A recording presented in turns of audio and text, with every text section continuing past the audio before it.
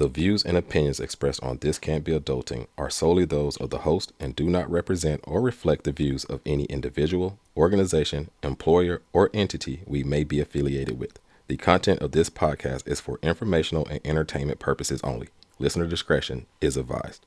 Yo, welcome to This Can't Be Adulting, the podcast where two guys who probably should have it all figured out absolutely don't. Careers, money, relationships.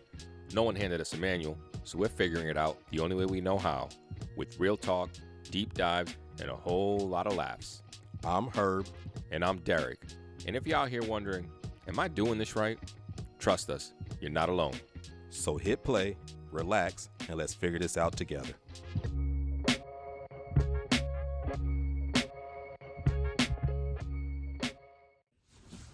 Yo, what's going on? Welcome back to This Can't Be Adultin. We back. I'm your boy Derek.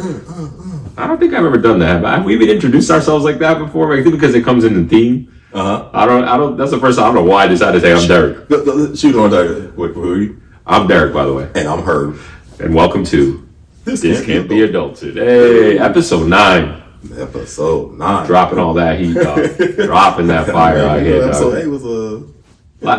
Last episode was a very heavy episode. We won't touch on any comments or feedback that we received just yet, because what we want to do in this episode is we want to keep it lighthearted. Hey. All right, so we're going to go back to your regularly scheduled program. There we go. That's the word I'm looking for. But mind you, this is an episode that we've already had lined up for a while. So it's not like we're deciding to do this and we pull this one out of our butt. I know, no, this is one we have, but we're deciding to drop it right now and do this one, record it right now, because it is much more lighthearted. It's going to be a lot more fun. It's going to be nostalgic. Learn a little bit about it. We're going to learn something about it, you know what I mean? But what are we going to be talking about today, Herb? Culture. Culture? What do you mean by culture? Well, you know, we all got a little bit of culture where we're from, and I'm potentially putting on this southern swing just to let you know where the boy right here from, around these parts. There's a particular culture we're talking about pop culture. That's what we're going to talk about, popular culture. And we just want to talk about the shit that we grew up liking, loving, watching. So we're going to talk about our favorite movies and TV shows growing up. We're going to go into music. We're going to go into what influences we had from a pop culture perspective. I'm excited. We'll even talk about the evolution, like what we're seeing today, like how it's different today for these young generations. Yeah, boy, y'all have it like we had it. How it's evolved, and we'll go into it. So I think it'll be much more fun, a little bit more lighthearted. But like, this is always such a good topic because I feel like you can't tell a lot about a person when you hear about their likes and dislikes growing up. You know what I mean? So that shit was wild. And I think I'm going to be surprised I think you'll be surprised by some of the things that influenced me from a pop culture standpoint. And I'm interested to hear some of the things that influenced you that may be surprising to me. So this should be fun. This should be fun. Where do you want to start off? I think we should start off just like maybe talking about some of our favorite pop culture movies, music, TV shows. So movies first? Let's go with movies then. All right. Let's go with movies first. All right. So So just to be clear, Herb and I grew up pretty much in the 90s and early 2000s, right? Now, we were born in the 80s, 1985. 80s being it. But I don't really remember the 80s. We were 5 years old. Can't say I really remember the 80s. So I'm not going to be the one to be like, yo, I was vibing on this music from the 80s necessarily. I'm trying, bro. Dude, you got that? Come on. Oh, I'm about to say. Because people love being like, yeah, I was born in the 80s. But she was like 3 years old. I was 5. I don't really remember. Now, there's movies that we probably watched in the 90s that were from the 80s. Don't get me wrong. Absolutely, and shit like that. But the reality is we're more so 90s, if not early 2000s kids, right? Yeah. Oh, yeah. You're going to see.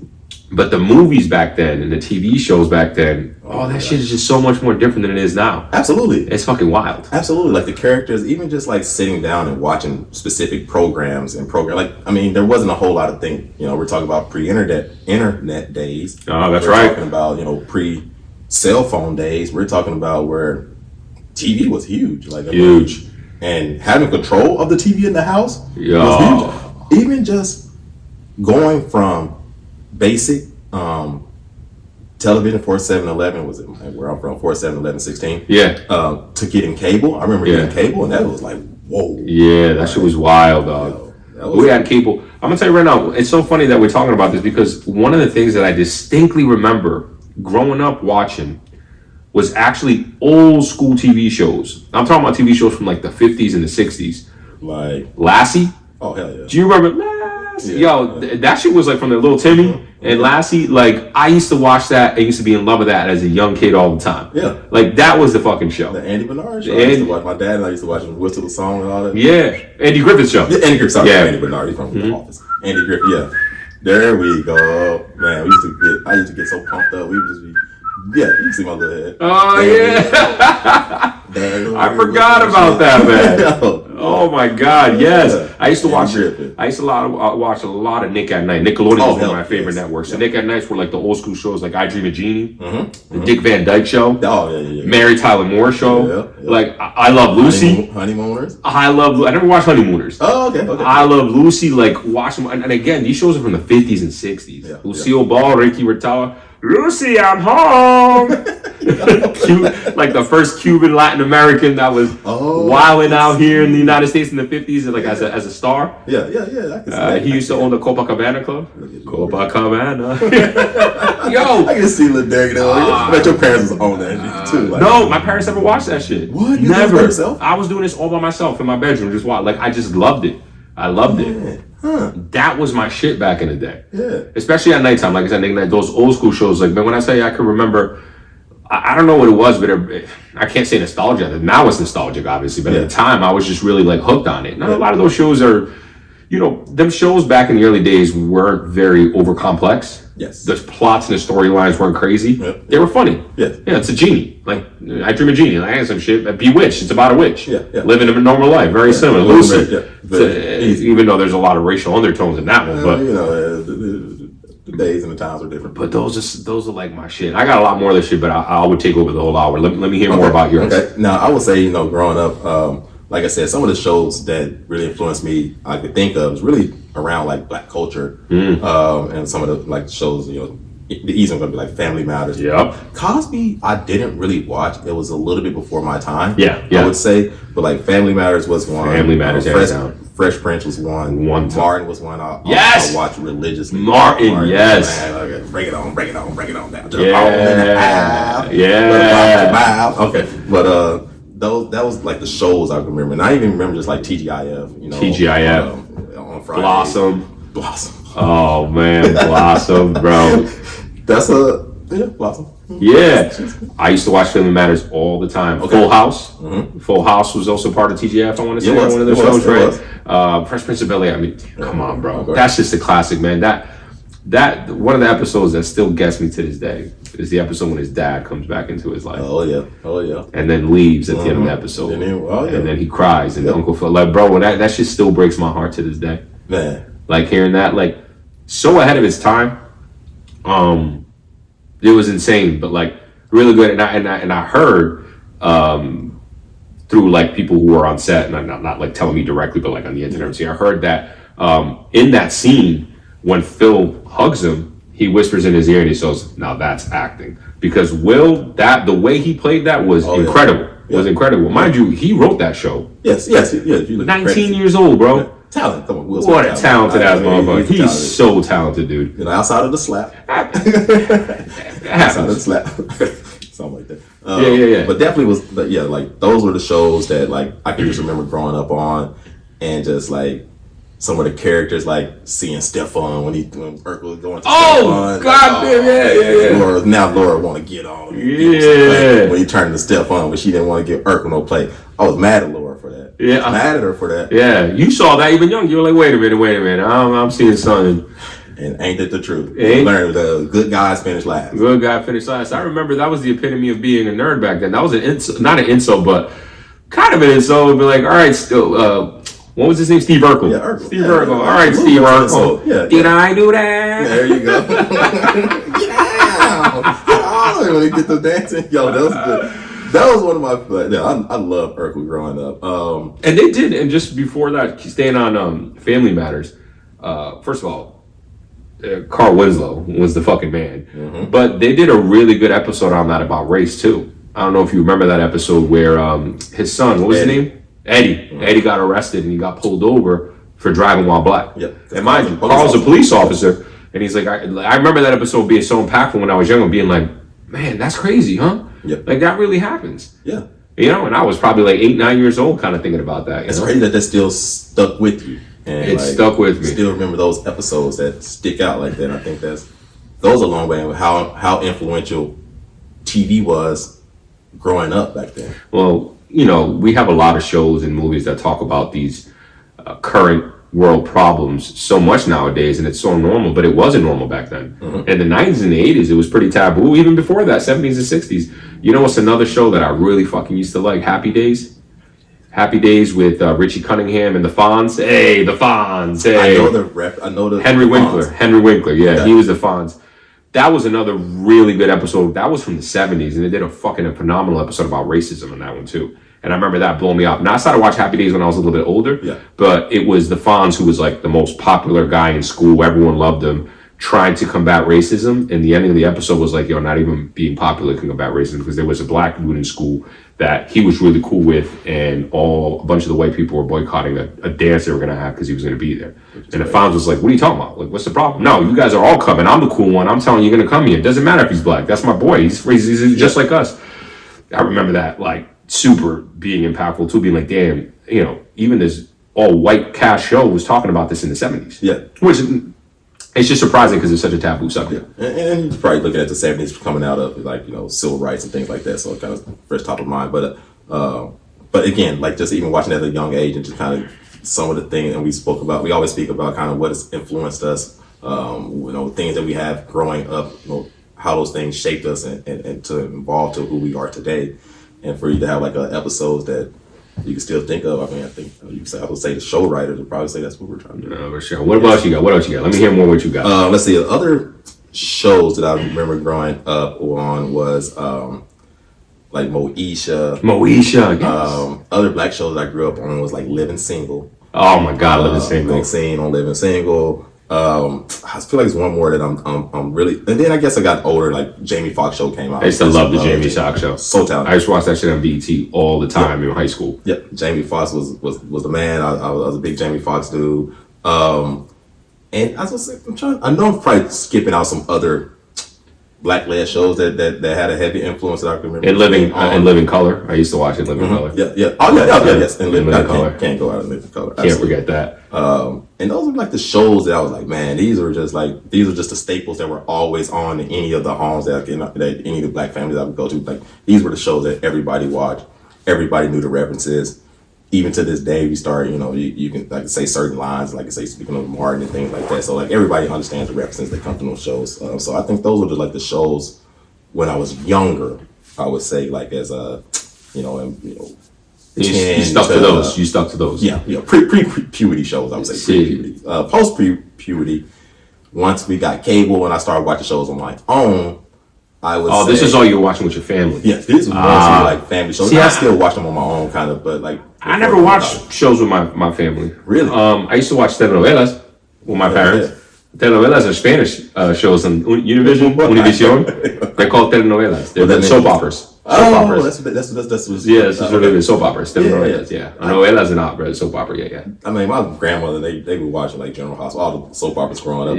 My mom didn't watch them. My mom was like a Twilight Zone. She watched weird shit. Twilight Zone and stuff like that. So, shout out to Mama Chris. Yeah, right. But she still watching today. She come to my house and she, which app got the Twilight Zone? From like the 50s. Yes. Not like the current one with Jordan Peele. I love that. I love that. All the time. Like, I love that. Put it on for her. So those were, like I said, those are the shows I had pre-puberty. I'm saying pre-puberty, but once I got older, like as a teen, I started watching shows that would, I would say, I guess someone's I still watch some of the same shows, but I think I started getting more diverse in the type of shows that I was watching, and you started talking about like Nick at Night and not Nick, sorry, started talking about like I can't even think of the show that was on. Is that Nickelodeon? Snick? Saturday Night and Nick? No. Like Are You Afraid of the Dark and all those shows? Did you ever watch those? Yeah. Yeah. Are You Afraid of the Dark? Absolutely. Shit, bro. Yeah. All those shows I was definitely a fan of growing up, and definitely I'll get back over to you because as I think about this other shows, like was there other shows that you started to watch? I guess you say you watch most of these with your family. Well, as you got older, the shows evolved. Well, first of all, I watched a lot of TV when I was a kid. Now that I realize it, because I've got so many shows that I haven't even talked about that, like I watch, for example, Nickelodeon was my favorite network. First of all, so I used to watch all the Nicktoons, Rugrats, Oh man, Doug. cartoons. Oh god, Tom and Jerry. Doug. Yeah. Saturday morning cartoons, Tom and Jerry. Yeah. All those, 100%. Doug, I just love Doug. Doug was my shit. Doug funny. We all know Skeeter was black. Okay. You didn't think he was black? I never even thought about it. Now. He's definitely the black one, 100%. Okay. And then you had Hey Arnold, who had Gerald. Yep. They had the token. Like, you come to think about it, these shows are kind of ridiculous. Like, really? There's always one. Yeah, the Rugrats, they had Susie. They brought in the one black family. Like, what the hell? I got the big one I even missed growing up. Saved by the Bell. Huge. Oh my God, huge! How did we forget about that? Huge. Oh shoot, I thought she was so fine. I know, right? Oh, her and Jessie, I thought she was fine. Yeah, they were all fine. It's not Lisa. Was it Lisa? Lisa. Lisa. The black one. Yeah, Lisa. Yeah, they were all so fine. Yeah, Screech was so in love with her. Yeah. But I used to watch all the Nicktoons from that perspective, and then the Nick at Night shows was the Are You Afraid of the Dark? Salute Your Shorts. Hey Dude, I used to watch once in a while. Pete and Pete, I used to watch once in a while. I didn't watch religiously, but I used to watch those shows definitely once in a while. Like, All That. This is All That. This is All That with Keenan and Kel. The Keenan and Kel show as well. Okay. Yeah. Keenan and Kel show. I remember their movies once they come out with Good Burger. Good Burger, yeah. They had their own show. I used to watch. All That is where like Nick Cannon came out of, Keenan came out of, Kel. Got you. There's a bunch of Amanda Bynes came out of that shit. Okay. Yeah, those were my show. Clarissa Explains It All. Clarissa Explains It All. That? The Secret World of Alex Mack. Yep. Like all these shows, the Wild Thornberries, the Angry Beavers, Ren and Stimpy. Ren and Stimpy wasn't my favorite, but I still watched it all the time. Like classics, bro. Like that was the time. Beavis and Butthead. I did watch Beavis and Butthead when I got to like junior high. Yeah. Beavis and Butthead was one that I kind of get. And I was never really into. Like, I guess that would be like early. Would that be considered anime? I mean, I know it's cartoon. No, that's animation, but that's not anime. Anime is Japanese specific. Yes, Japanese specific. I mean, I guess Beavis and Butthead I watched, but I wasn't always. And I would say another show that kind of tied in with Beavis and Butthead was Wayne's World. Oh yeah, Wayne's World. I watched. I was familiar with them, but those weren't the shows that was like. Yeah. Like, I didn't watch it too much either. Some of them older shows with like the MTV shows with like I started watching Real World when I was getting older. God, Real World. Road Rules Challenge. Did I tell you that I tried out for Real World? Hell no. I was 21, junior year of college. So this was I don't know what season it was. I couldn't remember what it was. But you had to send in a tape. This is when you had to like record a tape. Oh yeah, you're talking about VHS. VHS, and I had to. Go ahead, explain VHS to our younger audience. For the younger people out there, VHS was a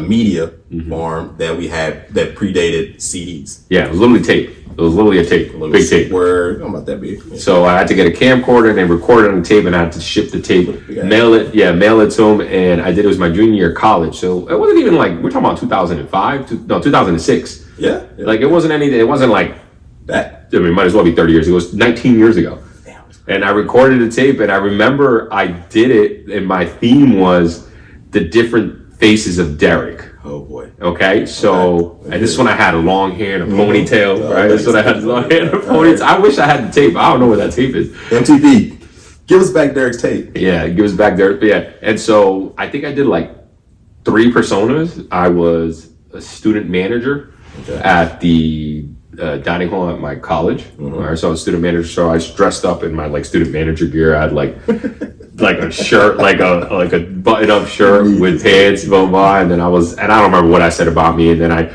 would take the shirt off, and I was wearing like my regular clothes, and I was like, I'm also a student, and I do really well, or some shit like that. And you put a tall tee under that.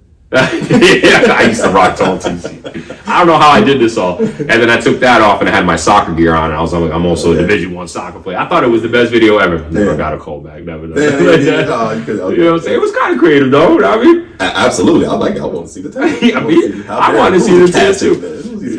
Oh man. So yeah, Real World Road Rules is some shit that I remember watching. Once I got to college, that was the first time I think the Real World Challenge. Road Rules Challenge. No, the challenge. It was a challenge. Just a challenge. Once they started, because at first it was Real World versus Road Rules. Yeah. That was a challenge. And then that was the first thing I started DVRing, but at that time it was just basically called TiVo. Yeah, it was TiVo. Yeah.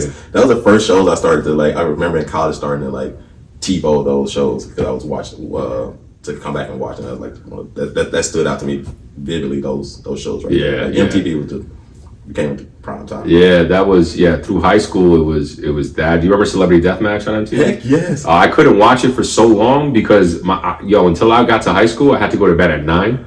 And Celebrity Deathmatch went on at 10. So I would come in and everyone in school would be talking about it, and I'd be like, I couldn't watch it because I had to go to bed at 9. Everyone would make fun of me. I was so mad. My parents were like 9:30, you go to bed, and would come in at 10. I couldn't watch TV. What about the talk shows? You get to watch like Jerry Springer, Ricky Lake? I watched that with my parents. We did watch that together. What? Yeah, we did watch that together. Oh my God, I remember just like Maury Povich, the 6th, 7th grade, and like watching Jerry Springer that night, and then coming to school the next day and like, man, did you see Springer? It was like the crazy. And this is back in the day when you had to watch that shit when it was coming on. Oh yes. You was like, do you remember TV guides? Yes. Oh man, you used to get the weekly TV guide that would tell you what time a show was coming on what channel. Talk about a pamphlet. You'd look at it, you'd be like, all right, MTV, what time? Oh my God, they're showing this show or this movie at this time. All right, I gotta make sure I gotta be ready. Not like now, like everything is on demand now. I mean, I even remember getting it was a channel. Yeah. The guide. The TV guide had a channel. You would have to flip to the channel and see like. But you couldn't do it like we do here, the guide now. You had to wait. Now you have to wait. It would slowly go up, kind of like in hotels. They still do that in hotels sometimes. Yes. And it goes up, and you wait for the channel. And I remember MTV was channel 61, so if I turned it on, it was 0. I had to wait for 61 channels to see what was going to be on, what time it was going to be on. That shit, wild, dog. Those were the times. It was just so crazy to see because now we have it all right now, right now, bro. It was an event to watch certain shows. It was the anticipation that got you built up, as opposed to now we have paralysis by options. Yes. You know what I mean? We sit there on Netflix being like, I do this all the time. I'm like, what am I going to watch? There's so much to watch. Oh, I have Netflix. Oh, I also got my HBO Max app. I got Paramount Plus. I got Peacock. Oh, I got Amazon Prime. Dude, there's so much going on. Where back then it was like, nah, man. Like, I know what time this shit's coming on. This is what I'm going to watch. And this is what everybody's watching. I got to watch it because everybody else is watching it I as have to well. watch Or it. we're going to talk about tomorrow at school. Bro. And the influence of that, that's crazy. We even think about I would say that definitely played into the influence of you had to watch these shows in order to go and be social the next day at school. So like they would almost create like this community around TV shows and culture like that. So I think that had a heavy influence. Hey, I vote bring back TV guide. That's what I vote. Bring that shit back, dog. I bring back, just put on a show at a certain time. Did you have bada boom. Like HBO growing up? I did not have HBO, but back in the day, you used to be able to put it on. It used to be squiggly lines. Yeah. I used to wait for a night when it was like the Spice Channel. Oh yeah. I used to be like, I saw her boob. I saw her boob. I saw her boob. Oh my God! Yeah. If anybody knows, Cinemax was wild back in the day. I definitely watched the Cinemax with the volume all the way on. Yeah, like, way too late. Because the boy had TV in it. Yeah, had a little ass TV. Yeah. Oh yeah. Oh my God! I'm talking about like 24-inch TVs.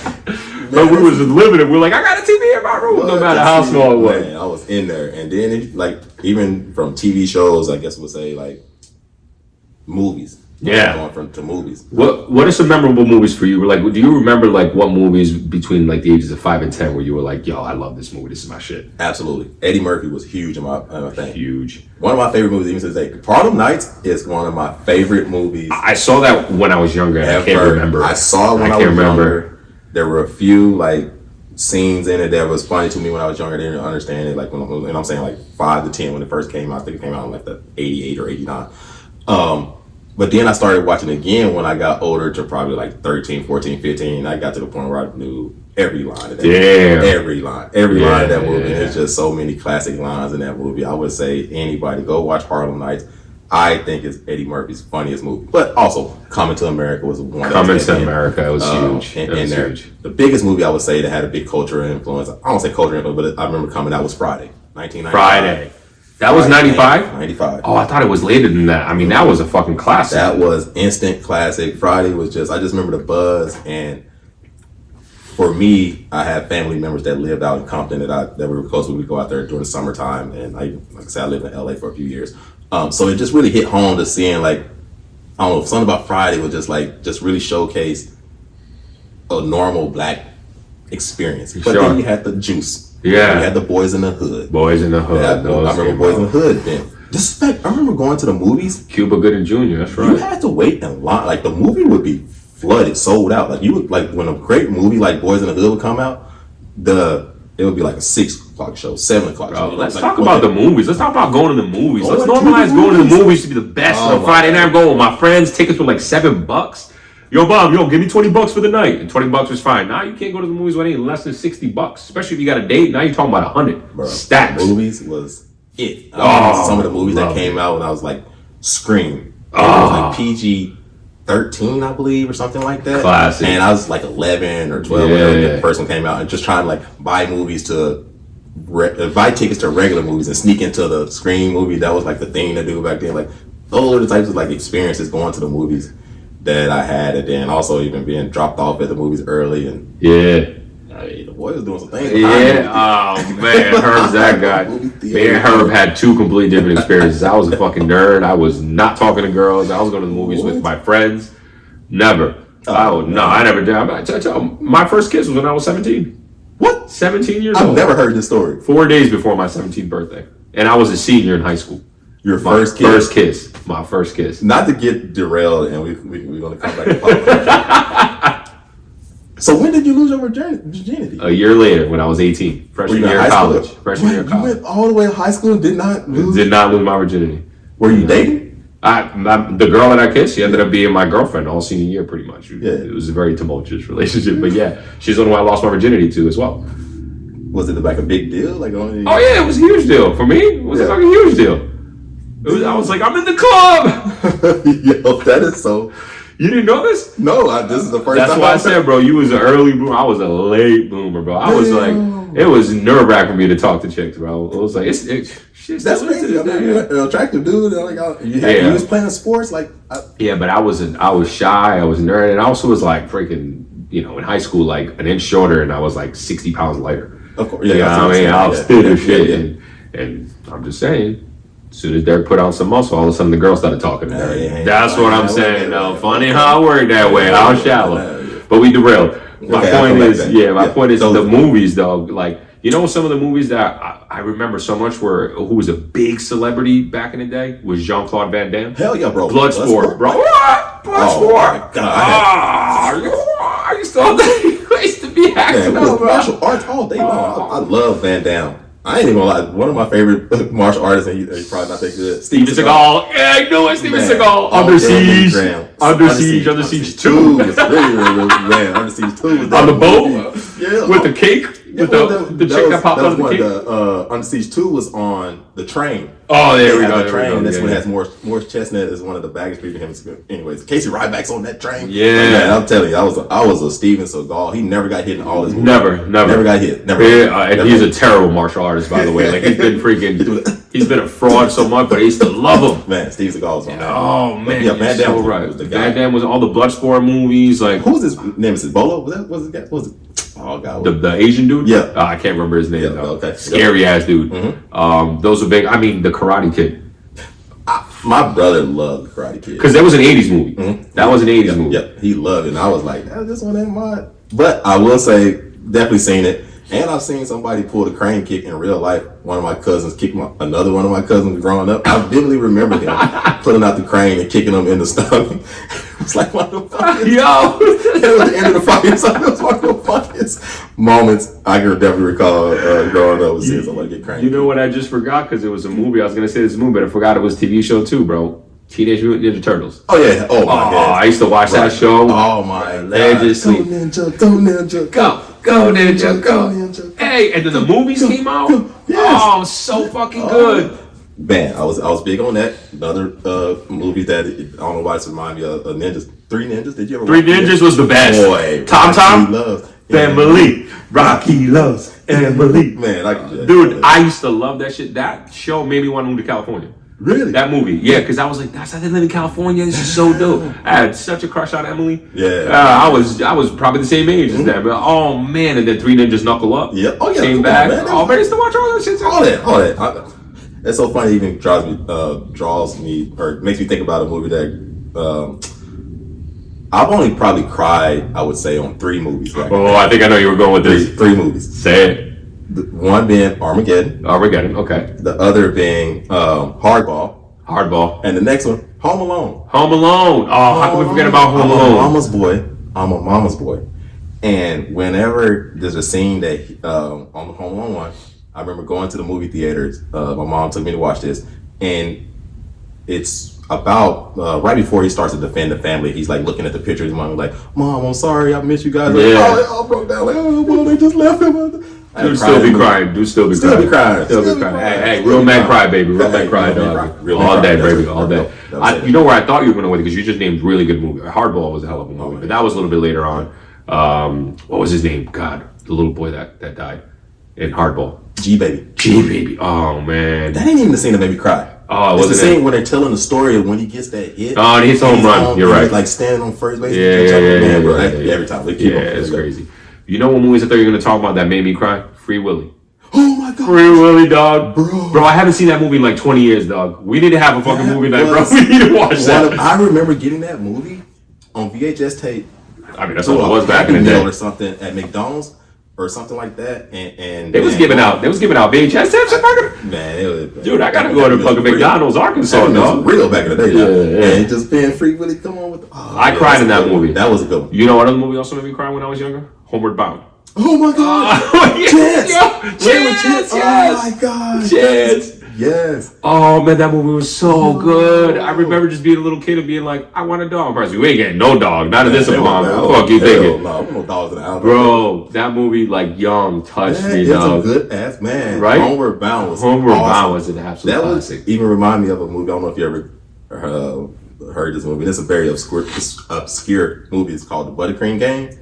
And I don't even know how I know this movie, but I feel like it was like sold to us from like Scholastic Book Club. We had to watch it in school. Yeah. But basically, like a bad kid, a troubled kid, moves to a town. The Buttercream Gang is a group of kids that are in the town to do like all these nice things for whatever. And he comes in and he like infiltrates the group and starts doing bad stuff, and they steer him right. But Buttercream Gang. It sounds familiar. I don't think I've seen it, but Buttercream Gang sounds familiar. It was like a school movie. It's like one of the movies you have to watch at school. I feel like one of the first movies I remember actually owning on VHS was Jurassic Park. Okay, one. Yep. 1994, 93. Mm-hmm. I remember vividly owning that movie and loving it because it was like so real to me. It looked so real the way everything happened, and it was like, this is crazy. Dinosaurs are real. Like I remember that being like just impactful because, like I said, it was one of the first movies that I actually remember. You know what I mean? Yeah, like heavily remember. Now, what about movies that as you gotten older to like high school? Were there any movies in high school, I would say, that kind of influenced you or had a influence is a strong word. Movies that I remember going into high school, like happening where like, this is when Adam Sandler started becoming huge with The Waterboy, with Happy Gilmore, with Billy Madison. Like those movies were fucking huge. I remember specifically going to see Waterboy at the movie theaters. Okay. Like I remember I used to keep all my little ticket stubs, and I remember I had like 50 of them. I don't know why I kept them. I just hoarded them. And I remember Waterboy being the last one that I actually had before I ended up throwing it all away. But that was really an impactful one. In high school, what came out in high school? That this movie was like turn the horror world on its head. The Ring. Oh, you remember The Ring? About that damn TV? Yeah, dog. Like, yo, that was crazy. That was nuts. That shit turned the entire horror world upside down, right? That shit was nuts because obviously we were used to like the Halloweens of the world. Those were kind of like an 80s, and the Screams came. I know what you did last Scream summer. also was the ones that changed. Those ended up coming out. But then Ring came out. That was in high school. That was probably like junior year in high school. That shit was wild. Man, that even reminds me of like I remember the first DVD I ever got was we talk about martial arts movies. Jet Li. Oh man! Well, first of all, I'm gonna go with the wrong agent here, but Rush Hour. We can't forget about Rush Hour. Oh, Rush Hour 2 was my Chris Tucker in Friday, and after he did Friday, he got into Rush Hour and he never came back to Friday. Rush Hour 1 was good, but Rush Hour 2 was my movie. That shit was the shit. When they was in China. When they was in China, when he go over there. Mushu, Lee, I want to see some Mushu. I'm talking about some girls, Lee. Man, that was I knew work. Which one of y'all kicking? No, I love Rush Hour there. Great movies there. You were talking about the Jet Li ones though. But Romeo Must Die, Aaliyah, R.I.P. Aaliyah, R.I.P. Aaliyah. That was my movie. R.I.P. Aaliyah, man, Aaliyah, R.I.P. R.I.P. But even like the movies that I would say had a huge influence on me, I can think of one character. Sebastian from Cruel Intentions. I thought this was the coolest dude ever. I thought is that Brian Phillippe? Yes. Oh man, is Sarah Michelle Gellar? Mm-hmm. Oh, and, Reese Witherspoon. Oh yeah. Oh my god! They were both evils. The song that's on there, I can't even think of. She's coming down the elevator. I am color blind, something like that. Anyway, Yeah. That was definitely a movie that stood out to me. 10 Things I Hate About You. I remember that. I mean that. You can imagine that the impact that had on the kid. Mm-hmm. God, Save the Last Dance. We were talking about Derek. Come on, Derek and Julia Stiles. Come on. Mind you, that movie was written by a fucking white guy.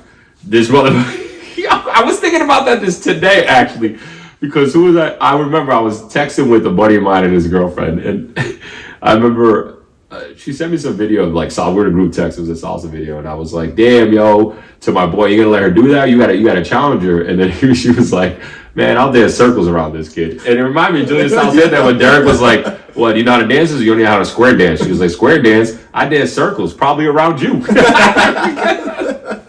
Fucking Klaus was just such like at the end of the day, it was very impactful. But like again, the fact that it was written by a white guy, like it was just like the audacity of this shit, dog. Yeah, that was a good. I'm telling you, it was a hell of a movie. As a black kid, growing up in this out day, interracial day, that right there was definitely a movie that kind of stood out. I had a big crush on Julia Stiles after that. Absolutely, massive crush. Absolutely, on her thing like, she dating black dudes. Yeah.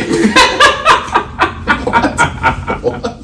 Of It's course. easy. It's easy. That was definitely one. Like coming through, those were good. I'm thinking of like one more. You know what was a huge? Who gave me my crush, and I still have the biggest crush on her was Love Don't Cost a Thing. Nick Cannon and Christina Milian. Yeah. Bro. Nick Cannon and Christina Milian. Dog, Christina Milian. After that, bro, she'll forever be my number one. Really? Forever be my number one. So if my future wife's out there, just know, can I get a hall pass with Christina? You know what's so funny? My boy hit me up the other day. He calls me probably like a couple months at the end of 2024. So it was like 6 months ago, and he's like, "Bro, guess what?" I'm like, "What's up, brother?" He's like, "I'm in New York with my wife right now." He's like, "And we're staying in like a pretty upscale hotel in New York." And we get on the elevator, like two people walk in. This girl walks in, baggy stuff, and you're like, I'm not paying attention. And I look at her and I'm like, yo, why does she look so familiar? And they go, hey, Tina. Someone calls her Tina, and he looks at her, he's like, yo, it's Christina Milian. Ooh. In the elevator with him. Hey. And then his wife was like, yo, why don't you go say something? That's you and Derek's crush. You guys loved him. And he was like, yo, dog, don't be embarrassing me right now. Don't do this with me. Don't be doing that right now, dog. Now He's like, yeah, I should have said it. Oh, man. Oh, if only. Okay, Christina Milian. That was my babe. What were some of the crushes that you had growing up? Oh, so one of my first crushes was DJ from Full House. Okay. She was the middle one. Yep. She was like around our age at the time. And I remember after watching one episode of Full House, I just like had this like intense crush on her. Like I don't remember why, I just did. She was definitely one of my first crushes. Like I said, Christina Milian as well. J-Lo in the Anaconda movies. Oh, okay. Oh my Lord. Just awful movies, by the way. But like at the time, man, it was fantastic. Lake Placid. Do you remember Lake Placid with the alligator? Yep. Who else was my crushes that I could remember? I remember the DJ one being a huge one. We talked about who were we talking about before? Oh, we're talking about the Saved by the Bell. Kelly Kapowski. Oh yeah, Kelly was probably one. Boy Meets World. Topanga. Come on, yeah, absolutely. Oh my Lord. That was definitely Boy Meets World was definitely on that was a classic. That was a classic. I still watch it to this day. It'll come on. Well, when I had cable, it would come on, and I would literally watch it because it's just so nostalgic. Yep. You know what I'm saying? Going back, and I still watch Fresh Prince of Bel-Air. Like I still watch Fresh Prince. I mean, what's the name? Light skin. Tatiana Ali. No, that was the. God, what's her name? Beverly, not Beverly. God damn, what is her name? I know it's on the tip of my tongue. We had Carlton. We had. Well, her name Ashley. The Tatiana. Ashley. Tatiana was Ashley, and the other one was. I kept wanting to say Beverly. Because Jazz was in love. But anyways, I had a huge crush on her. That's probably one of my first crushes. One of my first crushes I can remember. Nia Long. I mean, everybody's crush was Nia Long. Big Mama's House. I can just remember her in Big Mama's House. Great movie with my heart. And Soul Food. I remember Soul Food being a huge movie, like in my family, just because it had a lot of. We could relate to like the whole Big Mama being the matriarch of the family, everybody going to her house eating, like having that close knit that basically is how my family was growing up. It was very similar to that. So like that was a big one. That's a good that would resonate. I hear you. Yeah. Wasn't she in Friday as well? Yeah, Nia Long Friday. She's the one that Ice Cube is. That was his love interest there. Yeah, Nia Long. She's still a baddie. Oh yeah. Oh man, she's still a baddie. Old boy messed up, kind of messing up his name. Who's our coach? Who's our coach for the Boston Celtics? Why am I blanking on his name? Udoka. No, not Udoka. Ime. There we go. Ime, right? Udoka. Ime Udoka. Yeah, Ime Udoka. Yeah. I don't know why I'm trying. You get on camera when we start talking, I start forgetting about this. That's so exciting. Yeah. All right, so those are some of your crushes. Absolutely. Yeah, those. I mean, Whitney Houston was my, not to jump into the music side, but like Whitney Houston. But she was in the movie Bodyguard, and that movie was the resident. That had me like, oh my gosh, and the soundtrack to it, and I just remember seeing. I'll give you a quick Whitney Houston, like how I was so infatuated with her that in 1993, I believe, Bobby Brown came to Little Rock, Arkansas, Barton Coliseum, humping around the tour. Bobby Brown humping around the tour, whatever. Before the concert, they were playing Whitney Houston. This Whitney Houston and Bobby Brown was married. They're playing Whitney Houston music, whatever. I'm like, oh, that's right. During the middle of the concert, Bobby Brown's on stage, and this was 93, so I was 8. There's a big ass hat in the middle of the stage and has a hole in it. A bed comes up out of it. It's her? No. Oh. It's Bobby Brown. He ain't got on with like the silk windsuit pants type, like the silky pants kind of, and the shirt's off. It's a girl in a bikini underneath him, and he's grinding the shit out of it. Oh, and you're 8 years old. My mom took me to see this shit. Hey, I cried so hard, bro.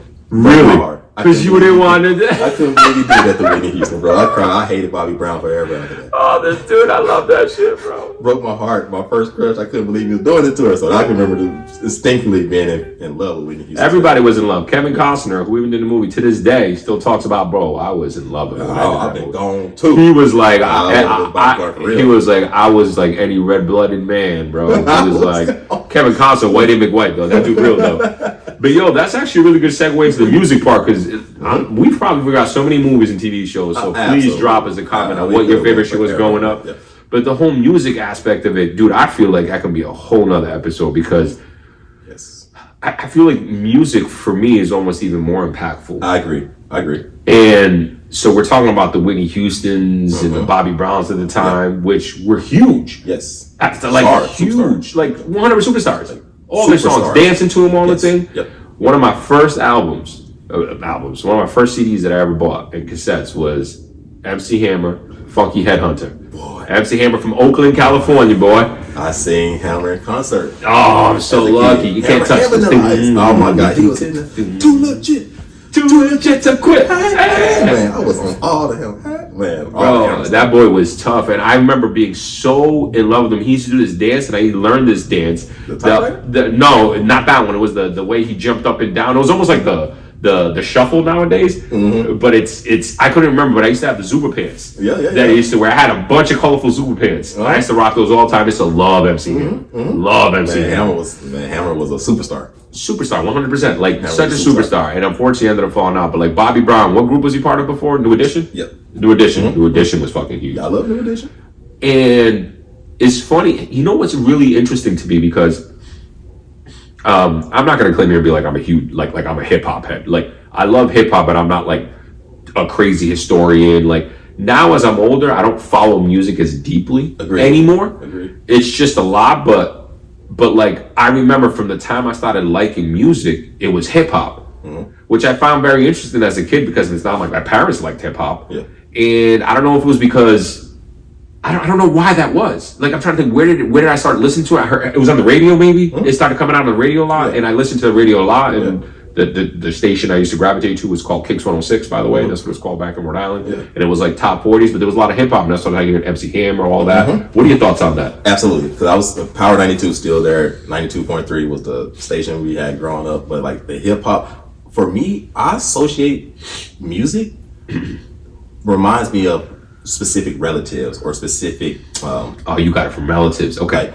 And I start thinking like growing up, Saturday mornings was the blues. Like we heard the blues growing up, and that's what you woke up, you hear the blues, you're cleaning the house, and then you go to, my uncles would hang out at the ball or at the park, and they would all be playing the blues. So it's like anytime I hear the blues, that reminds me of my uncles and like getting up in the morning. Even Saturday mornings now, I get up and I clean the house, I'm listening to the blues. I even listen to new school blues Love as that. well. Love that.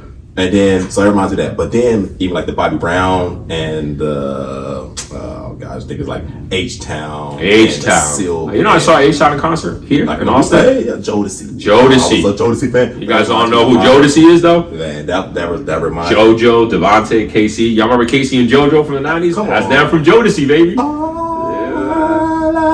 I pray for someone like you. I was singing the hell out that Oh, song. bro. Yep. Like classic. To your point, the hip hop and R&B shit for me, like from a little kid, is what I ended up gravitating to. Not to your point, you were talking about shit that you grew up to. Yep. There was a lot of shit that I remember waking up every Saturday morning listening to Hotel California by the Eagles. Really? My dad played the shit out of that song. To this day, it's one of my favorite songs ever. Yeah. If I'm ever drunk enough, you see me pretty drunk. And we're doing karaoke, I'll always do Hotel California. What? That's my go-to. Like my dad instilled that in me. Yeah. And there was also a lot of Latin music that my parents did too. But like again, that's why I'm trying to think of where did I get this hip hop from? Maybe it was from school. Maybe it was from kids' songwriting school. And you're saying it was a lot from like. Oh, family, they grew up there, like heavily hip hop, especially coming through like the '90s and that. Like it was that's all they were listening to. But I was like, man, but that's back when it was like you had hip hop and you had R&B. That was the only things that my family we listened to. That's all hip hop, R&B, and the blues. I would say the old people listened to the blues, but like hip hop and R&B was it. And that was like my brother, who's 9 years older than me, so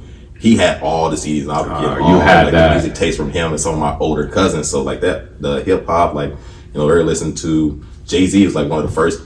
I can remember like listening to Jay-Z like in '95 or '96, and my brother being like, he dropped his first studio album in '96, Reasonable Doubt, and my brother like the first person in Arkansas listened to Jay-Z. Yeah, because that's how he was on that type of stuff. So I was hearing Jay-Z, and I'm like, man, I was like, this guy out of New York, like Jay-Z. Yeah. But I would say growing up in the South, is heavily influenced on Southern music. Not a lot of East Coast music. Yeah. Made it to the South. Yeah. There was a lot of West Coast. And there was a lot of Southern music, so you talk like Outkast, just a lot of Texas, UGK, Bun B. Even as once I got once I got into high school, I was heavily on the South music. Zero, all that Houston, all that.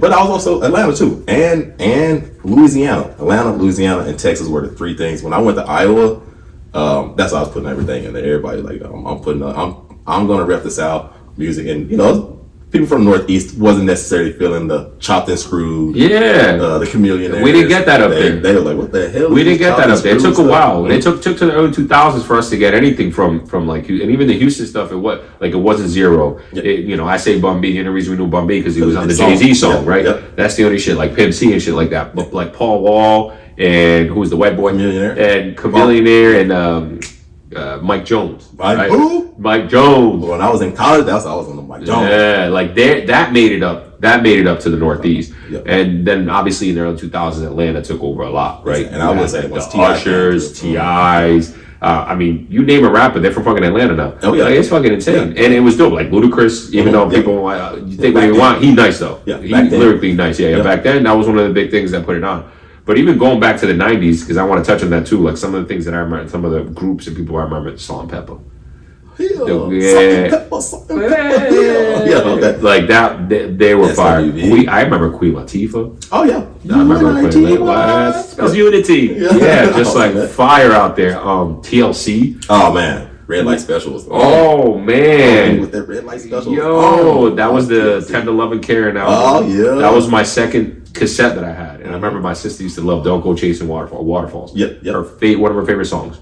What about the video? The video was crazy. It was one of the highest produced at the time. I remember that video. This is when you watch videos were like made like almost we didn't even talk about videos, man. You remember making of the videos on MTV? Yes. Like one of the most, first of all, we're skipping over one of the biggest influences in music all across the world, Michael Jackson, who's still fire in the 90s. Man. One of my favorite songs is him and Janet Jackson's Scream. That came out in 1995. I had a crush on that video. I mean, we all did 100%. That video cost $2 million to make at that time. Crazy. Scream is one of I stumbled. I downloaded Scream again like a year ago, and I still bump it on. I'm like, yo, this song is so fucking fire, dog. Yeah. But like Michael Jackson was still up there, still up there, killing it. Oh yeah. That was fucking huge. But to your point, a lot of the R&B shit too is like Boyz II Men. Keith Sweat was my dude, bro. Begging like Keith Sweat. Twisted, Nobody. Begging.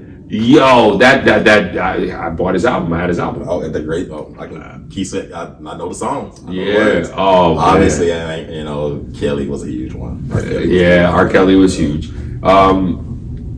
Aside from obviously what he's been convicted of in jail, as we discussed it, his music, just the music, that shit used to be fucking fire. Like, I mean, he used to fucking crush it. And he was more prevalent in the late 90s, early 2000s. Yes. He was killing it. Yep. Snake. Hotel. I mean, going back, there's some songs too that I'm just like, yo, I forgot this was R. Kelly. I believe like even those big songs he was coming out with, like the I Can Fly song, Space Jam. That was the movie Space Jam. That was I'm also thinking of guys, another song he did with like a slower song. I'll digress. But R. Kelly was a big one. Like we talked about 112. 112 was one of my favorite R&B. Jagged Edge, man. I just want to get married. Man, God, that was so good. That's like when R&B was so good. It was so good. Blackstreet. No, Dickity. Love it, man. If you take your... Yo, I'll go off, bro. I'll go off. Genuine used to fucking kill it, dog. That reminds me of a girl I had a huge crush on. I was so anxious while I was playing. Hell, Genuine. She was not going in. So maybe at 11. Boy, I love it when you talk. I was out here doing some dirty things. Oh, man. That shit was fucking... Yeah, Genuine... He was pretty good for. He had a good 10 years. Where he was a genuine dude. Genuine was a shit, dog. Oh man, there's even some more old school ones. You remember John B? Oh yeah, man. John B was the man. You remember Rome? Do you remember Rome? Yes, he had one. Oh yeah, one song. They had one song, but that shit was still fire though. Yep. I remember. It's like all these, and to your point, like this is back. Like R&B, they don't make that shit like they don't do it like they used to. That was like I used to sit and we. This was on the phone. I was talking about, we had talked about having telephones. This is back when you would be on a phone call and you put the phone to the speaker. Oh yeah. Like, hey girl, this is what I gotta say to you. She gotta sit there and listen to a whole verse. I say I never did that. I don't know what he's talking about, but I know what he's talking about, but like not by experience. Like I told you, I had my first kiss when I was 16, almost 17. I was on the phone making people listen to right here. You know what I was doing though?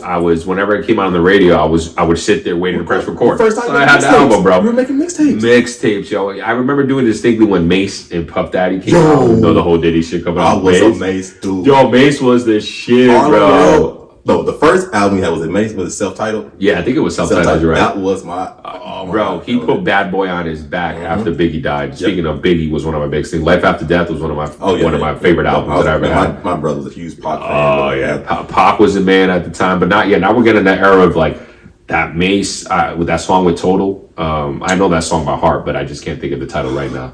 But I know literally every word of that song.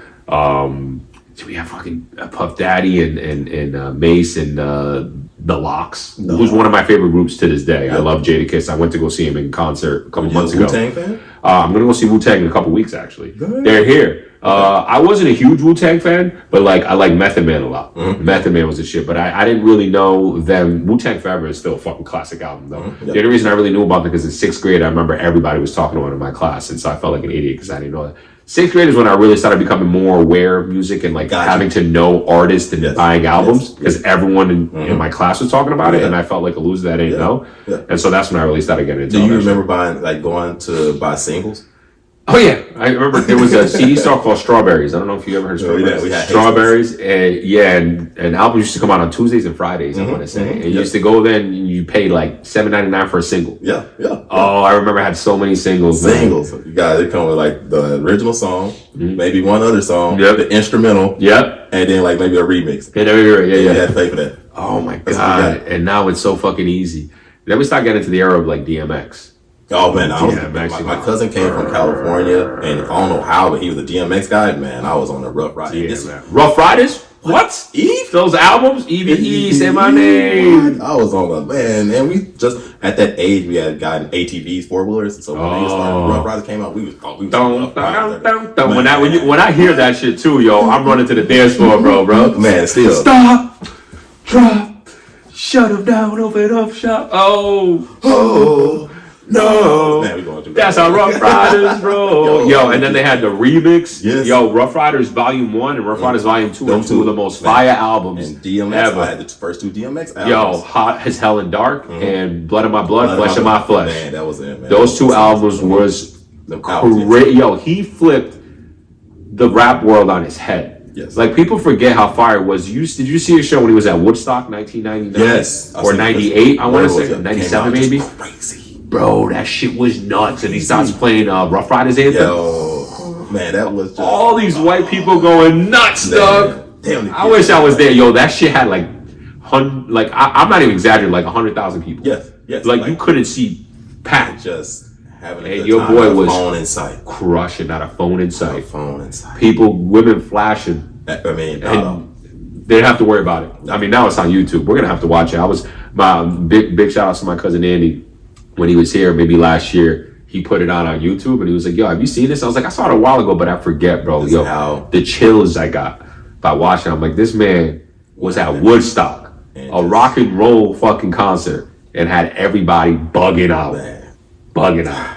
Hey, that transcendent. Hey, R.I.P. my dude. R.I.P. Don't yeah, touch man. him. Don't touch him. You know, then we start getting into like the early 2000s and like the That's Nellies when of we the came. world. This is where we came. This Saint is Lunatics. That was the Saint first, Lunatics. the first concert that I ever went to without my parents. It was me and one of my cousins. We were 15. I had just got my first car. Nellyville was actually the first CD that I actually got when I Nellyville or is it Country Grammar? It was well, I didn't get my car till I was 16. So Country Grammar had already come out. Oh. Nellyville just happened to be the new CD coming out. Oh, okay. 15, 16.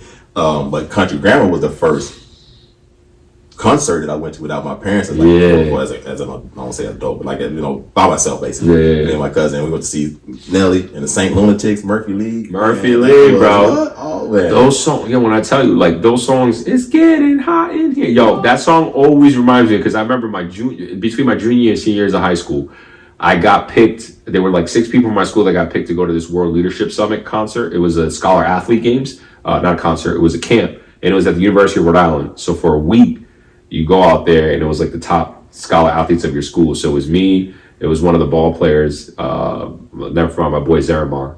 He was 6'6". He was like the tallest dude on our basketball team. He went, and I remember just a couple of people. My ex-girlfriend went at the time too. She was on the cheerleading squad.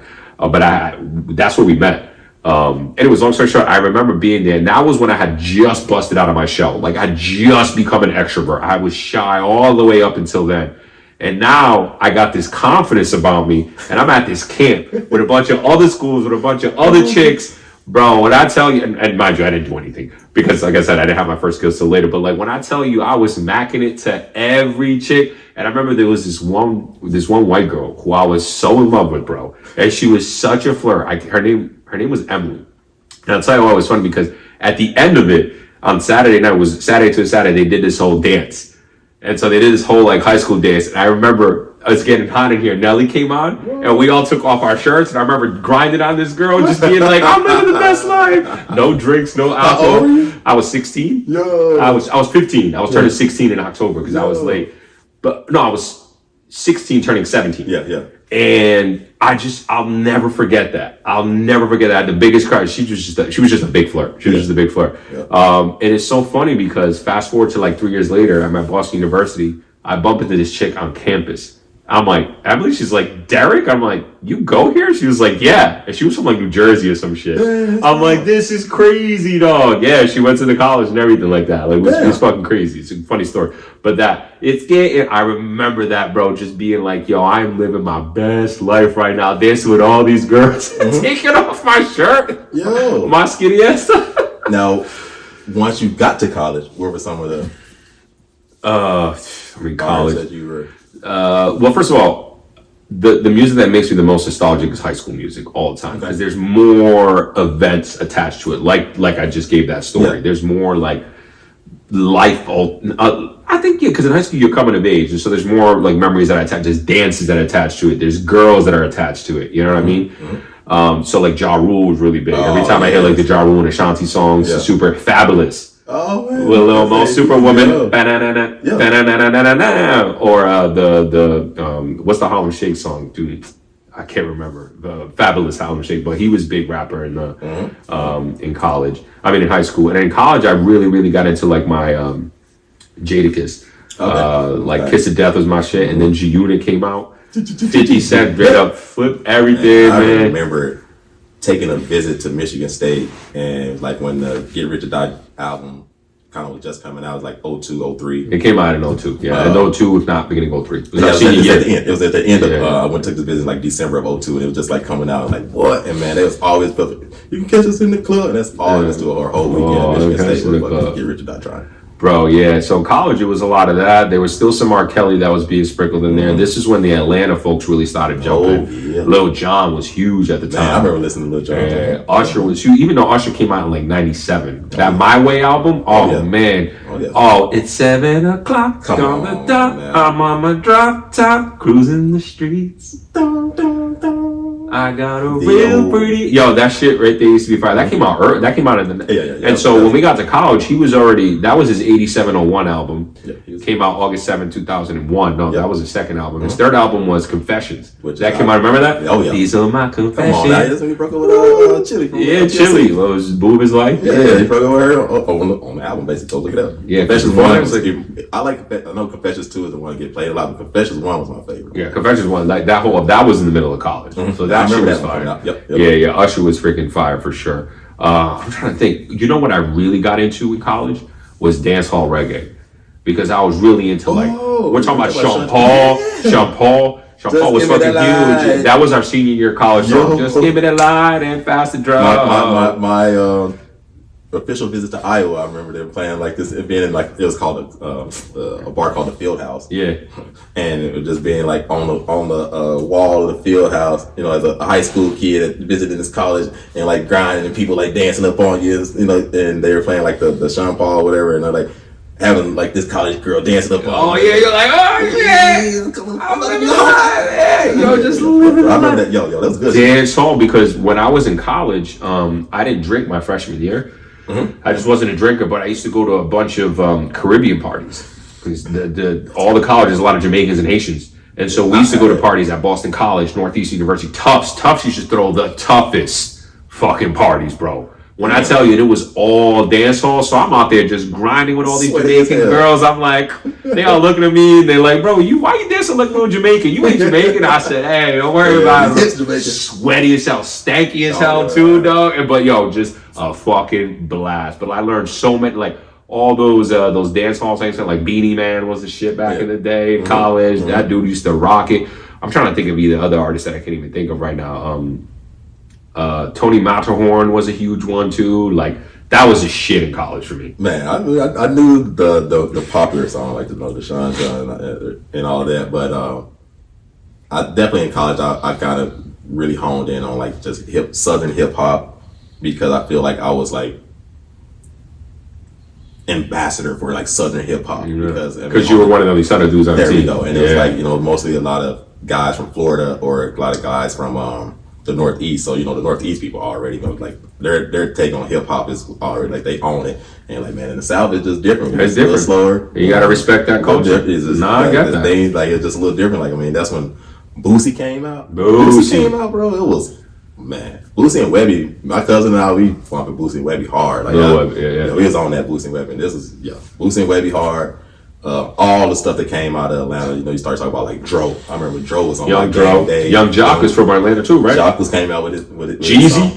Jeezy. Yeah. Oh my God, boy! This is when selling dope. And Jeezy and Jeezy. Jeezy was actually a problem. Jeezy was a problem. Gucci Mane was a problem too. I was the first person. I was like, Jeezy came out when Jeezy and Gucci Mane first came out. They white tees, and then they had another song that came out when they was they was part of Diddy's group. They had the boys. There were some boys that was part of under Diddy's, kind of loosely under Diddy's man. Remember that. Jeezy fan. I was like, oh, Gucci Man, the dude. Yeah. And then I was like, man, putting Gucci on it. Then Gucci dropped a mixtape called Chicken Talk. Yeah. Like a 2-side CD, and man, he got some nothing but bangers. And I was like, man, boy, You know who else came up real big in college for me too was Lil Wayne. Oh yeah, he came up. I mean, you talk about the first of all, I didn't even talk about No Limit Soldiers, man. Man, I grew up No Limit Soldiers with Master P, bro. On that. Make him say, I was about it.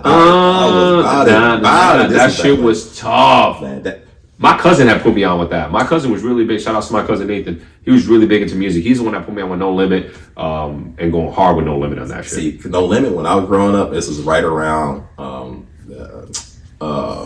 early to mid-ish 90s, but then really kind of, I would say early 90s to mid 90s. No Limit was it. And Yeah. Master P, and like this was back when, Mystical and Silk the Shocker. oh my god, offbeat rhyming Silk was one of my favorites.